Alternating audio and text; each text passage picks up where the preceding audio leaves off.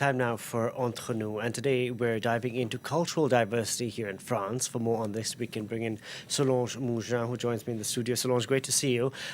Cultural diversity is a pretty broad subject, isn't it? It really is. Cultural diversity is a vast topic with many angles. But since May 21st is the UN's Cultural Diversity Day, and since at Cannes there has been this bombshell fight about cultural and ideological diversity in French cinema and beyond it, I thought that we would focus mostly on that aspect. Are the arts and France's cultural offerings, in this case the film industry, under threat of becoming less diverse? So what has happened in Cannes?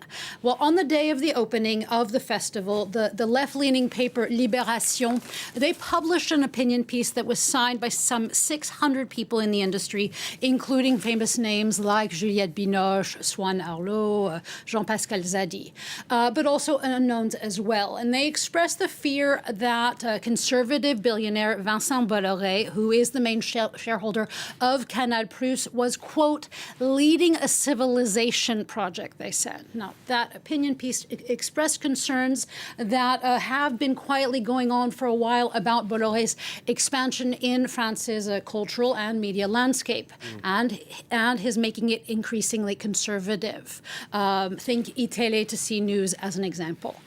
So the call for vigilance was not really a surprise or a bombshell. But then on Sunday, May 17th, the head of Canal+, Maxime Sada, he found the opinion piece, what he said was an injustice towards Canal+, which does produce and distribute all sorts of films, and that he said he would no longer work or would want to work as well with those that signed the petition. And this is what created widespread shock. Was this blacklisting? Was an era of 1940s Hollywood McCarthyism coming to France?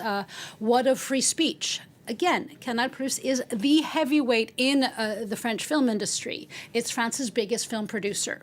So the decision or threat is a big one. The government has weighed in on this, with the culture minister saying that the response was disproportionate and that she understands the signees. For those that signed the op-ed, and those numbers have actually more than doubled, according to the collective Zappé Bolloré that was behind it, Canal+'s response was proof of what they fear, that a multiplicity of opinions, a diversity of culture, may soon not be welcome under Bolloré. The orientation is very clearly far right.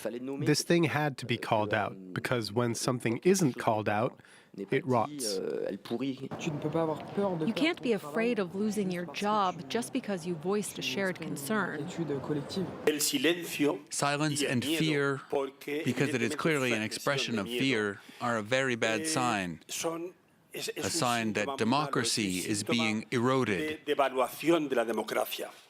Solange, this is all happening at a time when France is looking forward to presidential elections next year. There are fears that the far right will come to power, and of course, larger questions of Vincent Bolloré's influence across cultural platforms in this country. Yeah, and the French environmental site Vert, they did a graphic of what he owns or where he has stakes. And actually what pushed the collective Zappé Bolloré to write this opinion piece was his growing stake in UGC theaters, which would mean that he would have influence over films from start to finish. His empire is very, very vast.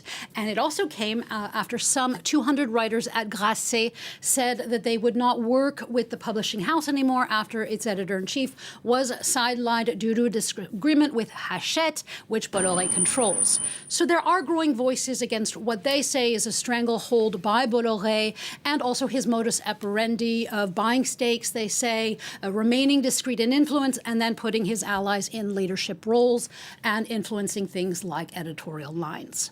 For those on the far right, they argue that this is actually a balancing out, they say, that their voices now have a platform.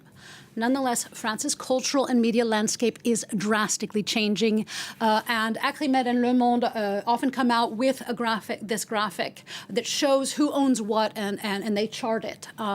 They frequently update this chart, which is a bit hard to see, but it can be found online. But it does show that France, like other nations, media is increasingly owned by billionaires and by a select few. Seeing this in India, the United States, a lot of countries. Now, beyond this discussion of Bolloré's growing grasp, how is France doing when it comes to cultural diversity?